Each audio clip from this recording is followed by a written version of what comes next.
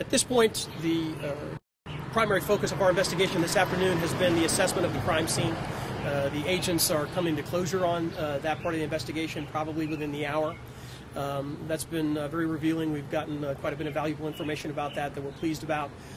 We've done some interviewing of witnesses and folks that can help us establish a more accurate assessment of the relationship. We're not commenting about many more details as we move forward today, but we did have, as I indicated earlier, the Kansas Bureau of Investigation has been assuming responsibility for the investigation of the officer-involved shooting portion and with the other phases of the investigation. And I'm joined by Special Agent Mark Malik, Special Agent in Charge Mark Malik, and he'll have some brief comments about how that investigation's unfolded. Mark? Good afternoon. As Chief said, the Kansas Bureau of Investigation has been asked to investigate not only the criminal investigation in this matter, but the officer-involved shooting portion. It's a combined investigation that involves agents from the Kansas Bureau of Investigation and our crime scene response team. As you probably are aware, our crime scene response team was here overnight. They are still out at the scene processing the primary scene in this, which is here in Leavenworth, and that they will be continuing that process for some time. I can tell you several things that have occurred. I do want to caution you that this investigation is in its infancy. However, the investigation will continue. It's nowhere near being concluded. Many leads involving multiple jurisdictions. There's questions still to be answered of if and when it comes time for prosecution, who will hold that duty because of the number of jurisdictions that this case involved. With that said, there is one important fact that I can discuss with you, and I know the question has come up about the actual shooting out there. I can tell you, as I said, I do want to preface that we're early in the investigation, but there's no evidence that indicates at this time that the vehicle or our victim was struck by any gunfire from law enforcement. I don't have anything else to add other than the autopsy is being conducted today. It will not be concluded today, and I do not even at this time have any preliminary results from that autopsy. Again, the investigation involves numerous agencies from Atchison County to Platte County, Missouri, Leavenworth Police Department, and obviously, like I said, the Kansas Bureau of Investigation. We're also asking or reaching out to other agencies as well and multiple prosecutors. So very complex investigation. I cannot give you any idea when it will be concluded. As you know, these things vary, and it could be a number of days, it could be a number of weeks.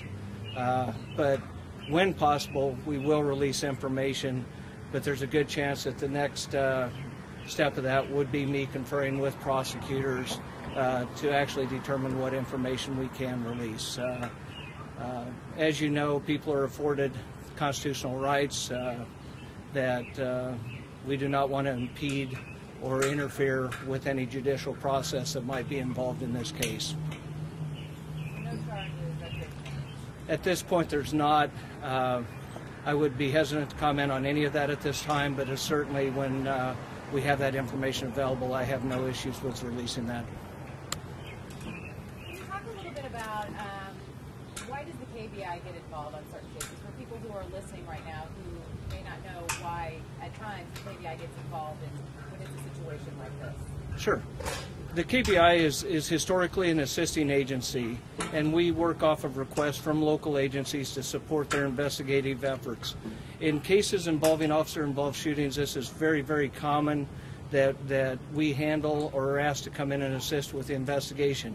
The biggest key to that is it offers the transparency, especially when local law enforcement is involved in the shooting. We're a state agency, and we provide that transparency for the agency and the investigation. That in no means takes away that they're not assisting us and we're not reaching out to our other partners in law enforcement, but we are the primary investigative source for this case. Chief, I realize it's very early in this investigation. Any idea when you guys intend to talk to the suspect, realizing that he's at the hospital? I cannot release that information at this time. Can you take us through what will happen in the next 24 to 36 hours as far as moving forward? I can tell you that I'll probably be in a better position to release more information sometime on Monday, and when I get back to Topeka, I'll certainly put out to the media when any further press releases will be. We are going to continue working on this throughout the weekend, and if and when there are updates that we can provide, I certainly will do that.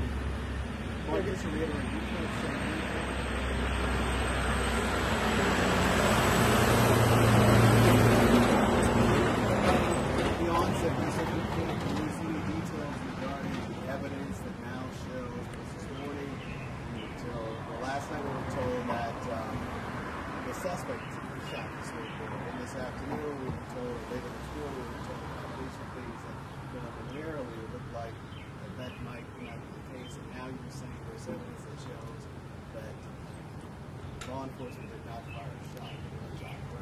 I am saying that evidence that we have at the scene at this time does not support any indication that that gunfire struck the car or the victim, and specifically gunfire coming from law enforcement. Any updates on the suspect's condition? I do not have any information on that at this time. I do know he still is hospitalized. Do you know how many times he was shot? I cannot release that at this time.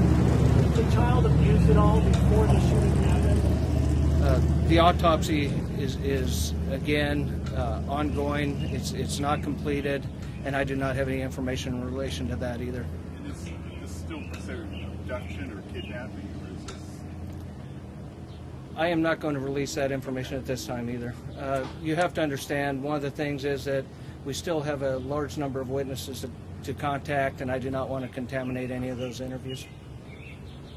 And you did say you're just about wrapped up at the scene at this point. This particular scene, northwest of town, we will complete that early evening, sometime early evening. There are other, I'm not going to call them crime scenes, but there are other things to inspect in this case. But as far as the scene that most of you have been witness to, we will be concluding that today. Since this does involve so many jurisdictions, can you kind of take us through the process? You'll finish up the scene and then do interviews. Can you just kind of bring us through how you're going to be coordinating things and when those things will kind of happen as far as timeline? Well, like any investigation, it's a puzzle, and the multiple pieces of the puzzle include the autopsy, the crime scenes, evidence that's collected, witness accounts, many times suspect interviews. So once we have the compilation of that and we develop the information and put that together, then we present our case to the prosecutor. Whether in this case that's going to be Atchison County or Leavenworth County, we don't know.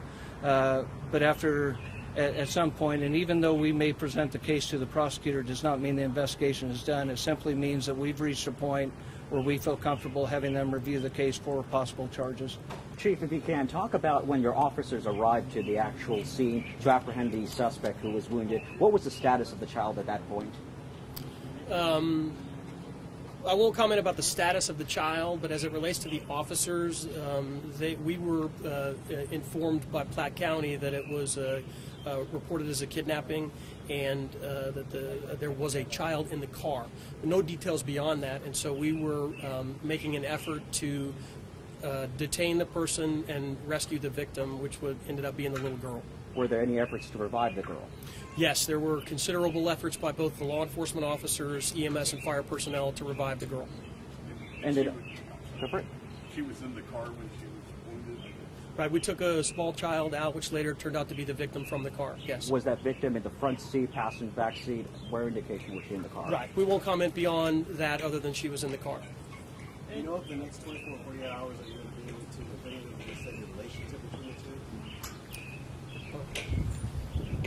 As I've said, as time unfolds, there will be more information that we're able to release. It's just simply at this time, again, the investigation being, even though there's been a considerable amount of investigative work done, as it unfolds, we will be able to release more, but at this time, no, sir.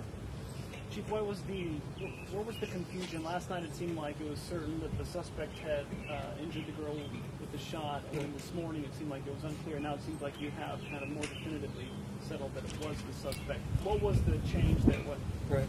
Without regard to specific details, I mean, those kinds of things take place. That's not uncommon in an investigation. You get sort of an initial accounting of what we think might happen. We talk about that, and then as the opportunity for 12, 24 hours goes by, we really get a chance to get in and take a look at the scene, take a look at the evidence, really make some determinations beyond that. So, I mean, that's not uncommon that the preliminary report that we get changes slightly from what happened now 24 hours later. And as I talked about, it's a different scene during the day than it is at night. There's a variety of things that would make that where the information is a little bit different later on. Have you had more witnesses come forward throughout the night and this morning, and do you still need help from the public on this if someone saw anything last night? Yeah, I can speak to that. We have had a number of witnesses that have come forward. Generally that happens, especially in a highly publicized case. I can add that if someone has information specific to this crime or any other crime, please feel free to call the KBI. We can be reached at 785-296-8200 or 1-800-KS-CRIME. And any information can be anonymous. You're not required to give your name, but it would be very helpful if the public has information, if they could come forward. That's generally speaking how most of these cases get resolved. Besides taking a step off of law enforcement, as parents, how do you deal with a case like this personally? Well, we have a number of support systems. I don't know if a case like this I don't want to say you ever get used to.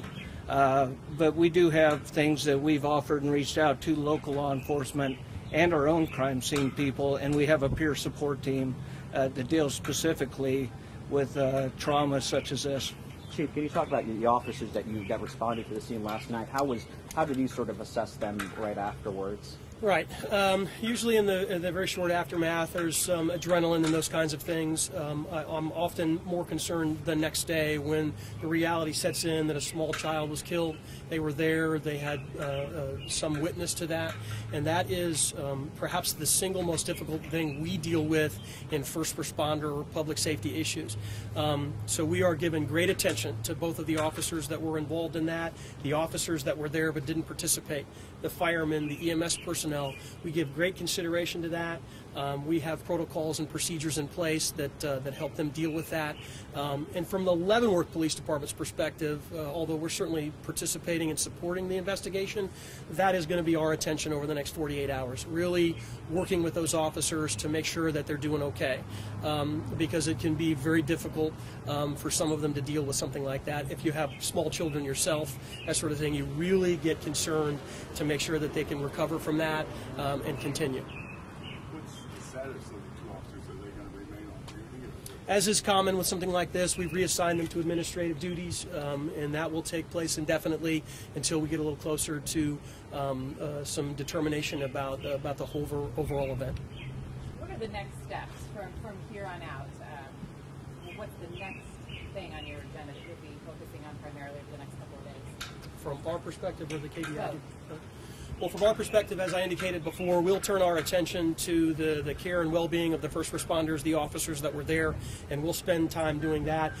We'll also obviously provide assistance and support to the KBI as we continue our investigation to uncover the facts.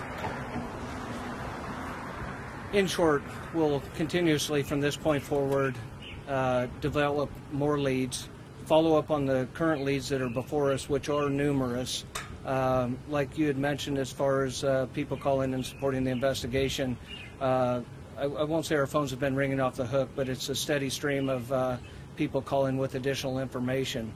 With that said, it's basically a case of no stone left unturned, and that I can never tell anyone when the investigation will be complete, because you don't know until you receive that last piece of information. So we'll continue to press forward with a full staff, crime scene agents, whatever resources we need to expend to support this investigation. As far as the suspect, can you tell us where he was injured? Anything about his injuries, his age? Any other information about who he is? There will be a point in time where that information will be made public, but at this point I cannot release that. And specifically, I have not talked with the agents that have been at the hospital, so I do not have that information before me. I think we got time for one more. Do you think you get more public help because it's such a heinous crime against a child than if it was just some 40-year-old dude? Yeah, no, that's fine. I have every confidence that the people of the city of Leavenworth, our community, will not stand idly by if they have information about the death of a 5-year-old girl. They will come forward and they will provide information that's necessary to help us determine exactly what happened. I have great confidence in our community to do that. Mr. Mal, can you just spell your last name for us? Last name is Malick. Mark with a K? That's correct. Okay, thank you very much. Thank you, guys. Thank you.